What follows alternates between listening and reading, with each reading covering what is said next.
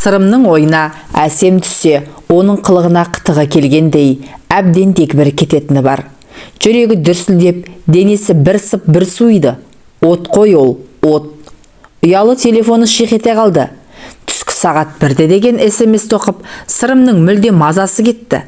Хатшысына, бүгін мен болмаймын, үйдегілер сұраса, тендердің жұмысымен кетті дерсің, деп айтты да, әсем екеуі үшін арнайы сатып алып қойған пәтерге бет алды. Жолда келе жатып, бір досының сөзі есіне түсіп, мырс етті. Балдыздікі балдан тәтті, таппайтынды жоқ бұл қазақтың. Бәрін айтып қойған ғой, тек біз біле бермейміз. Осы әсем мектепті бітіріп, Әлия ауылдан ертіп келгенде, кіп-кішкентай қыз болып көрінген көзіне. Елеген де жоқ басында. Әлия екеуі үйленгелі, үйлерінде кім жүрмеді, қанша қызды ұзатты. Басында екеуі де студент, пәтер жалдап жүргенде, өзінің қарындасымен Әлияның сіңлілері қатар жүрді. Бір бөлмелі пәтерде солардың ұйықтауын күтіп, сарылып жатқан уақыттарын айтсаңшы. Кейін олардың балаларды жүрді, әйтеуір зырылдап өтіп жатқан уақыт. Қазір ғой, қанша адам жүрсе де білінбейді. 3 қабатты үйден. Санай берсе, бұрын бір бөлмелі жатақханада 7 адам тұрыпты. Ол кезде Әлия қандай еді? Тура осы әсем сияқты жанып тұратын. Жүрегі шым ете қалды. Уәделі жерге келіп тоқтағаны сол еді. Әсем машинаның артқы есігінен кірді де, дереу Сырымның қолын сүйе бастады. Жаным, сағындым сені. Қанша уақыт болды? Әпкем жаныңнан шықпай қойды ғой, деді Әсем Сырымның қолын ұстап тұрып. Қойшы осындайыңды. Бір кездескенімізде көңіл күйді бұзбай. Өзің көріп жүрсің ғой, үйде күнде қонақ. Әлияны емес, қонақты тастап кетіп қалғаным ұят қой, деді Сырым Әсемнің қолын қысып.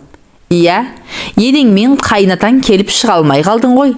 Менің енем мен атам болса, сенің атаң мен әжең. Қой, осы жерде тағы да ұрысып қаламыз. Жүрші, пәтерге барайық. Бүгін түнге дейін уақытымыз бар. Әпкең ағаңның үйіне қонаққа кетті, деді Сырым. Атам мен әжем ағамның үйінде ме? Олар қашан келеміз деп кетті, деп Сырымға сұраулы жүзбен қарады.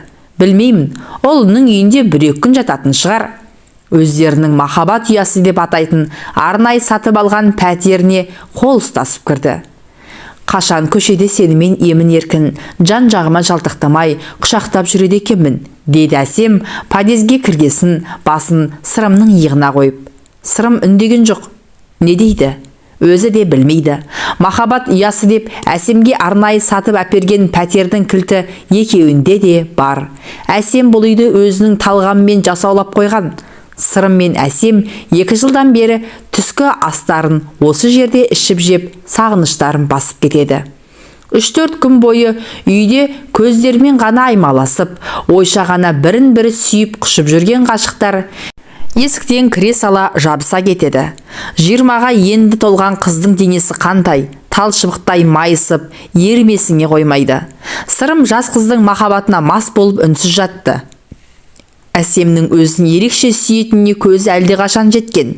Ас үйде әндетіп шай қойып жүрген Әсемге сүйсініп қарап жатып ойға шомды. Балдызы екеуінің қарым-қатынасы туралы ойлай бастап еді, жүрегі құрғыр тағы шым ете қалды. Күннен күнге Әлия екеуінің арасы суып барады. Үйде жүрген кезде Әлияны еркелетіп, ең болмағанда қолынан ұстайын десе, қастарында жүрген Әсемнен батпайды. Өз үйінде өзі ұрлық жасап жүргендей, қатынына жолаудан қалды. Әлия екеуінің анда-санда шүйіркелесіп отырғанын көрсе бітті, Әсемнің мазасы кетеді. Түскі кездесу ұрыс-керіс, жылау-сықтаумен аяқталады. Әлияға сіңліңді бөлек шығар десе, кіп-кішкентай қызды жалғыз қайда шығарамын? 3 қабатты үйден бір бұрышыңды қимайсың ба деп, ертең ағам сөйлемей ме деп, ол әңгімені тоқтатып тастады. Қайнағасы келген сайын, Құдай бізге сендей күйеу баланы бергеніне рахмет. Қыздың оқуын төлеп те жатырсыңдар, үйлерінде тұрып та жатыр. Ауылда отырып қызымыз не болды деп қайырмаймыз да, уайымдамаймыз, рахмет деп кетеді. Ал бұл жүр, не істерін білмей басы қатып. Басында жеңіл қалжыңнан басталған балдыз бен жезде ойыны енді міне өзінің ойынша өмірлік машақатына айналып тұр. Тұрыңыз жезде, шай дайын, деді мазақтай кірген әсемді қолынан ұстап өзіне тартып еді, ол да құшағына құлай кетті. Күндегідей асығыс емес. Бүгін екеуі де еркін. Түнге дейін уақыт бар. Әсем кеше атаммен әжеммен бірге ағамның үйіне барамын деп Әлия әпкесінен сұранып кеткен. Кіші қайнысының үйі маңайда, балдызын кештетіп апарып тастаса болды. Ешкім де күдіктене қоймайды. Ал Әлия бүгін мұны іздестірмеуі тиіс. Екеуі шай ішіп, жаңбырдан кейін шайдай ашылған алматының ажарына терезеден қарап отырып, өздерін бақытты сезінді. Бірақ бұлардың тып-тыныш, емін-еркін отырыстары ұзаққа созылмайды. Әсемнің ойына әпкесі түссе бітті, түр басы өзгеріп, жездесін қызғанып, жылап-сықтап мазасын кетіреді. Ол сондай ұрыстардан кейін осымен бәрі бітті деп қанша айтты? Қайдан? Үйінде ары-бері көз алдында көлбеңдеп, тәтті қылығымен мұны өзіне тез-ақ тартып алады. Әпкесіне осының бәрін қалайша сездірмейтініне сырымның таңы бар. Не дегенде де балдызының жап-жас тәнін тез-ақ сағынып қалады. Әлгіндегідей ұрсудан соң сенің қатының болса, менің баратын жерім бар дегендей кейіп танытып, қызғанышын оятып мазасын қашырады. Ақыры өзінің қалай әсемнің қойнынан шыққанын білмей қалады. Көзден кетсе көңілден кетер ме еді. Бірақ әсем 12 ай бұның үйлерінде. Жезде, осы жүрісімізді бір күні әпкем біліп қойса қайтеміз? Қойшы әсем, сен де айта береді екенсің. Ол қайдан біледі, егер сен өзің айтып қоймасаң? Қашанға дейін осылай тығылып жүре береміз? Біліп қояма деп қатты қорқам. Ойласам, өле салғым келеді. Қай Құдай мені сенің үйіңе алып келді екен. Әсем, осы күнді ұрыспай, ренжіспей өткізейікші. Қанша күннен бері сенің есіңді сағындым. Саған айтуға оңай. Мен күнде Құдайдан әпкем біліп қоймаса деп тілеймін. Бірақ сені көрген кезде өзімді ұстай алмай қаламын.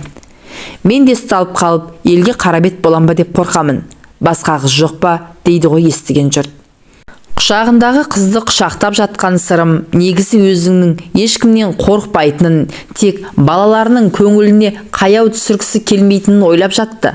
Қасындағы кәсіпкер досы Ерлан да тоқал алып алған. Бірақ бақыттан бас айналып жүргенін көрген жоқ. Бәйбішесі Ерланмен мүлдем сөйлеспейді. Балалары әкесінен көңілдері қалып, бізді бір қатынға бола тастап кетті деп өкпелеп жүр. Тек ақша керек болғасын ғана бәйбіше де, бала да кетпей отыр. Ал тоқалынан бала туып, бәйбішемен басқосудан басқа тірлігі жоқ. Анда-санда кездесіп сөйлесе қалсаң, біздің баламыз екінші сорт. Бірінші орында бәйбішенің балалары. Бұл кісінің ойында солар ғана деп зарлайды да отырады. Бүгінде Ерлан өліп өшіп алған тоқалынан безіп отыр. Қазір екі қатынға да қарамай, кездесе кеткен қызбен сыртта көңіл көтеріп жүр. Ана жолы бұл, әсемді алам ба не істеймін деп Ерланға ақыл қос деген кезде Ерлан: Сіреке, менің ақылымды тыңдасаң, бір қатынмен ғана өмір сүруге екен. Сонда адамның көңілі орында, өмір тыныш өтеді екен. Жүрме демеймін, жүр. Бірақ тоқал алып, онымен бақытты болып кетем деп ойлама. Бір-бірінен қызғанып, шақшадай басыңды шарадай қылады. Не қыласың, деді. Бірақ әсемнің жөні басқа сияқты. Өйткені ақшаға бола жүр дейін десе, әпкем біліп қояды деп бір тиын алмайды. Әпкесі берген тиын тебенге қанағат етіп жүре береді. Сырым осы жасқа дейін етегіне намаз оқып жүрген жоқ. Талай қызбен жүрді. Әлия бірін білсе, бірін білмеді.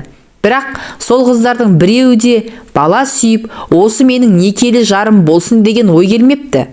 Әлия ауылына тойға кеткенде, сырым жұмыстан шыға алмай үйде қалып, әсемнің қойнына кірген күннен бері тоқал алсам деген ой басынан шыққан емес. Сол күні әлі көз алдында.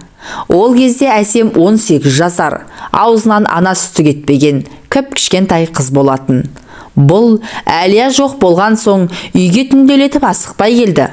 Машинасынан шығып, қақпаны ашайын деп түскелі жатқанда, қақпаны әсем ашып, бұл машинасымен кірді.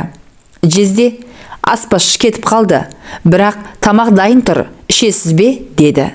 Көйлегі қып-қысқа, тал бойына жабысып тұрған әсемге ту сыртынан тұңғыш рет үздіге қарады. Әлия жоқ, ал ұлдарының өзінің сұранып кеткенінен біліп тұрса да. Үйдегім бар, деді. Ешкім жоқ, бәрі кетіп қалды. Келіп қалатын шығар, деді де ас үйге қарай жүрді. Сырым да артынан келе жатып, Әсемнің қыз ретінде уылжып пісіп тұрғанын көрді. Қай шайтанның түрткені белгісіз, тамақ ішіп отырып, Әсем, шарап ішейік, деді.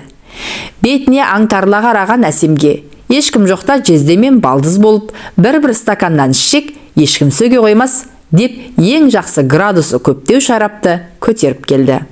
Шарап та бітті, бұл да өрекпіп, күйіп жанып тұрған қыздың қойнынан бірақ шықты. Жуынып, есін жиғасын Әсем, бірінші түнді сізбен өткізсем деген арманым орындалды, деді. Жылап еңіреп, есімді тандыратын шығар деп қорқып жатқан Сырым таңғалғаннан төсектен тұрып кетті. Сөйтсе Әсем Алматыға келмей тұрып ақ бұған ғашық болып қалған екен.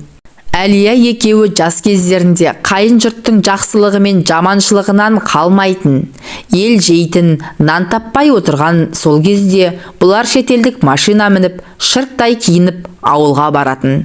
Әрине, ешқашан құр қол барған емес. Әлия барлық туған тұныстың жоғын түгендеп, Алматының базарын көшіріп баратын. Әсемнің бала кезінде елдің бәрі Әлияның бағы бар, Сырым жігіттің серкесі ғой, деп ауыздарының суы ағып мақтайды екен. Ел мақтаған жігітті қыз жақтаған деп бекер айтылмаса керек. Әсем де ес білгелі жездесіне ғашық болған көрінеді. Өйткені жездесі өзі көріп жүрген ауылдың жігіттеріне мүлдем ұқсамайды. Сымдай тартылған, ине жіптен жаңа шыққандай костюм шалбар киіп, галстук таққан, қымбат машина мінген жігітке ауылдың талай қыздарының көзі түскен. Оған Әсемнің көзі куә. Іштей жақын туыс сынайтын жездесін сол кезде тұңғыш рет қызғанып еді. Сондықтан оқуын бітіріп Алматыға келгенде әпке жездесінің табалдырығын өрек бөлі көңілмен аттады. Әсем мектеп бітірісімен Алматыға асыққан. Алматыға келген соң ғашықтығы тіптен асқына берген. Өзінің сөзімен айтқанда жездесі балдызына бір жылдай қарамаған, елемеген сияқты. Сол күннен басталған антызарлық түгел іскемек түгелі гүлдеп те келген. Сырымның түсінгені жап-жас қыздың ғашықтығы еріксіз баурап алады екен. Бұрындары көрінген қызға қарындап, көне қалса бір жата салатын Сырымның қазір бар ойы, ынтасы да Әсем. Бір күн көрмесе ақыл естен айырылатындай халге түсті. Таң таратпастан SMS келді. Күтемін депті. Сырым бұл SMS-ке таң қалғаны сонша, ертеңгі асты іше сала жұмысқа бармай, Самалық Шам ауданындағы өздерінің махаббат ұясына келді. Әсемнің бостан-босқа SMS жазбайтынын Сырым білетін. Әртүрлі оймен миы қатып, машинаны әрең айдап келді. Қоңырауды басып еді. Әсем бұны есіктің алдында күтіп отырғандай тез ашты. Көзі жылағаннан ісіп кеткенін көріп, Сырым, не болды, тыныштық па? Дегені сол еді. Әсем мұны бас салып құшақтап, енді не істейміз, деп аңырай жөнелді. Дегенде шошып кеткен Сырымға Әлия біліп қойды ма деген ой келді. Бірақ қазір ғана үйден шықты ғой, тып-тыныш еді. Тағы не болды сонша, таң атпастан ойбайлап, деді дәлізден ас үйге қарай жүріп. Мен қарабет болдым, екі қабат болып қалдым, деді артында келе жатып. Сырым ас үйдегі орындыққа әрең жетті. Артына бұрылып жылап тұрған Әсемге қарауға дәті бармады. Балдызымен кездескелі осы сөзден қорқып келген Сырым бұрындары мұндай ойдан аулақ болуға тырысатын. Бәрін ақыл таразасына салып, әр қадамын ойлап басамын деп жүрген Сырым мықтап шатасқан сияқты. Әсем, сәл сабыр етші, қашан білдің? Шынымен екі қабатсың ба?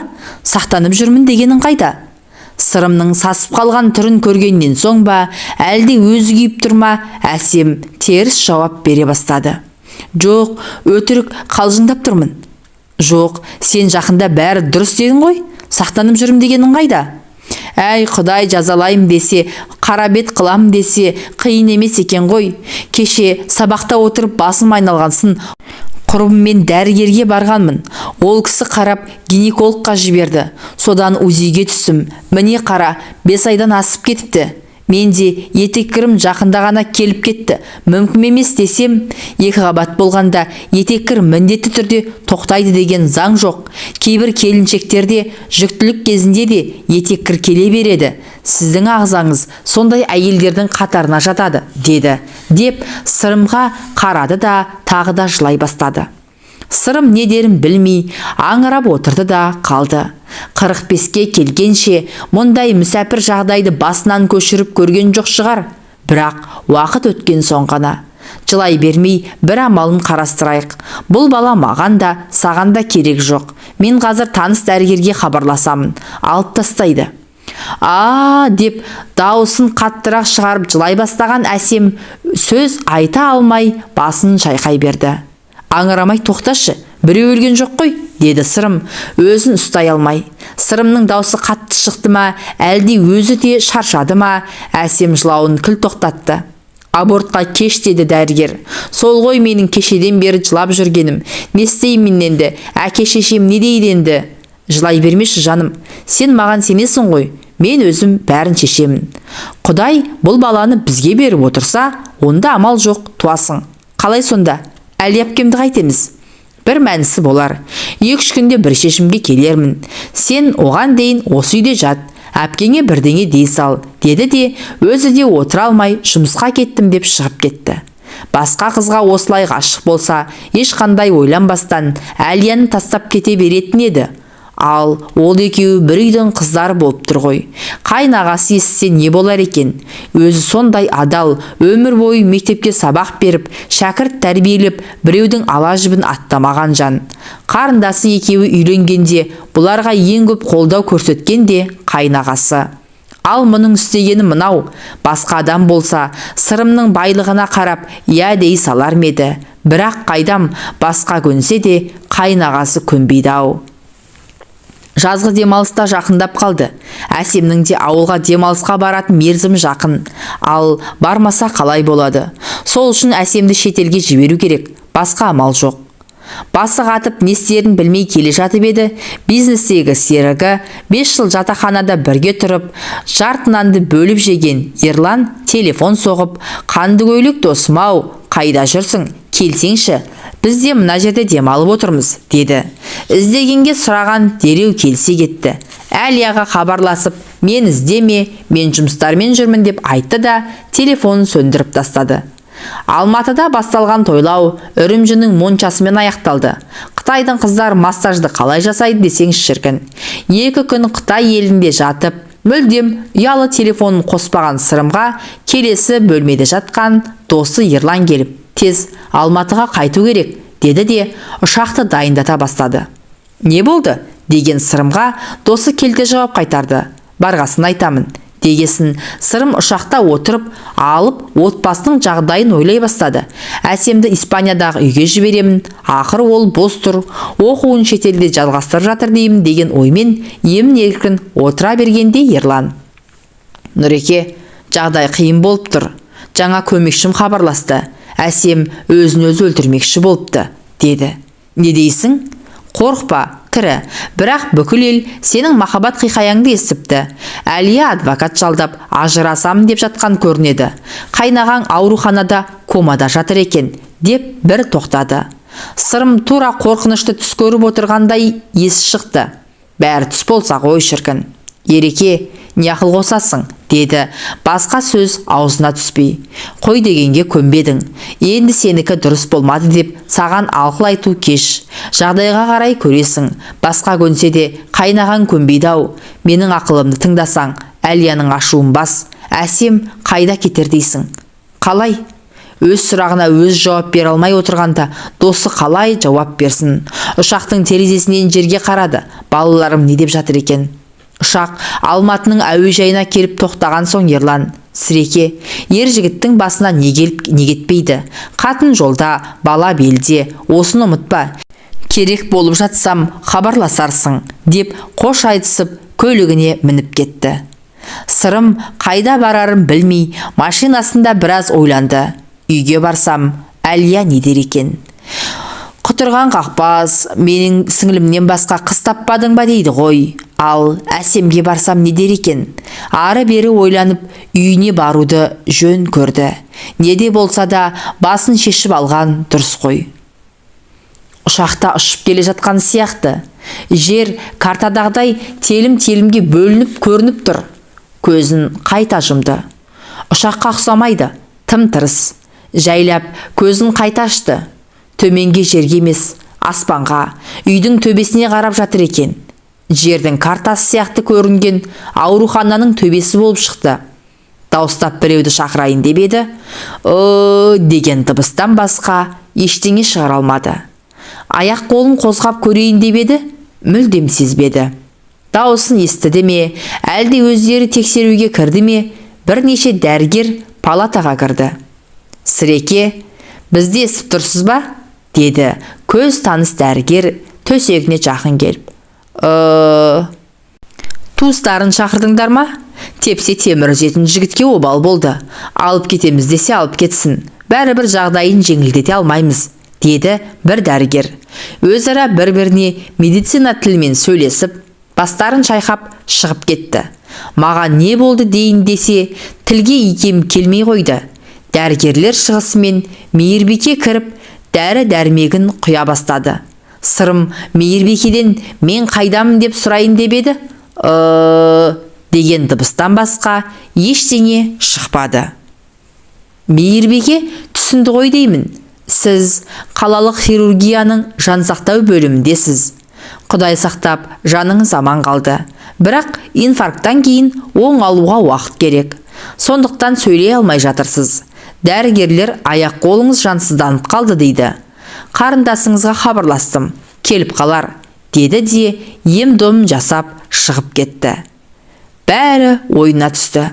Жүрегі құрғыр тағы да қыса жөнелді. Дәрігерлер қанша айтты. Семіздік қан қысымын көтереді.